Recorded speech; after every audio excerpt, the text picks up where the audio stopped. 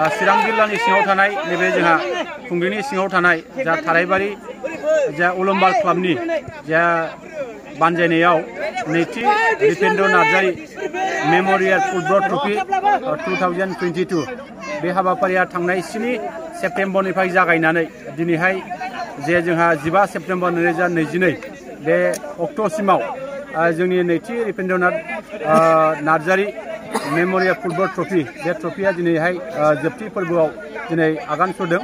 बे आगान सुरनायाव जोंहा जोंनि रुनिकाटा इउनाइटेड FC बिनि हेंथायै जोंहा थारायबारि अलंबार क्लाब बिथांमोननि गेजेराव गेलेनाया सोलिगासिनो दङ।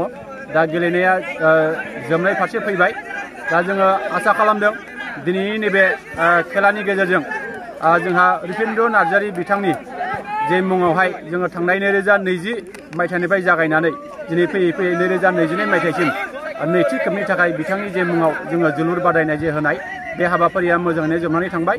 आरो बे हाबाफारिनि गेजेरजों बे खुंफुंनायनि गेजेरजों जोंहा रुनिकाटा इउनाइटेड FCआ 1 गल आरो जोंहा थारायबारि अलंबार क्लाबा 0 गलाव जेननानै दिनै बे हाबाफारिया मोजाङैनो जोब्बाय। जोङो बेखौनो मिजिं खालामदों जोंनि नैबे गोग्लैसोनाय ओनसोलाव जे जोंनि गेलेनाय बिथिंखौ बोरै फोजौखांनो हायो बेनि थाखाय जोंनि दैदेनगिरिफ्रा जेब्लाबो नाजाबाय थादों। आरो जोङो आसा आरो मिजिं खालामदों नैबे ओनसोलाव गेलेनाय बिथिंखौ जाहाथे जोङो गोजौ फारसे लांनो थाखाय जों जेब्लाबो नाजानांगोन। आरो जोंनि यां जेनेरेसनखौ जाहाथे गोजौ फारसे जाहाथे जोंनि जे रोंगौथि बे रोंगौथिखौ जाहाथे जोङो दिन्थिनो हायो आरो बेनि गेजेरजों जों साफा साफा मोजां गेलेगिरि जोङो जानो हायो।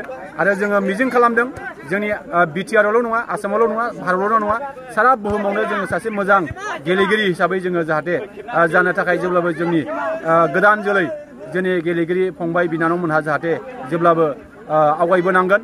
आरो जोङो गेलेनायजों लोगोसे गावखौ दानायजों लोगोसे इयुनखौबो जोङो थि खालामनांगौ दं होननानै जों सानदों। आं मिजिं खालामगोन जाहाथे जोंनि गोदान जोलै बिथांमोनहा जाहाथे जोंनि गेलेनायजों लोगोसे जोंनि फरायनाय जोंनि सोलोंथाइ बिथिङावबो जोंनि फारफ्रोमबो बिथिङावबो जोङो जौगानायनि थाखाय जों निसय जोंहा खामानि मावनांगौ दं होननानै जों सानदों। आरो BTR सरकारा दिनैहाय गेलेनाय बिथिंखौबो बांसिनै नोजोर होनायखौ जों नुनो मोनदों।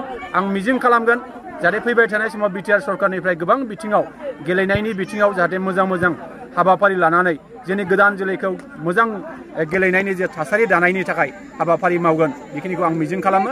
आङो जोंनि गोदान जोलै फंबायमोनखौ आङो खावलायगोन जाहाथे नोंथांमोनहाबो जोंनि गेलेनायजों लोगोसे जाहाथे जोंनि फारफ्रोमबो बिथिंखौ फोजौनायनि जे हाबाफारि बे हाबाफारियाव जोङो खौसेयै बाहागो लानानै जों इयुनखौ थि खालामनो हागोन बा जों इयुनखौ थि खालामनांगौ दं होननानै आं सानो।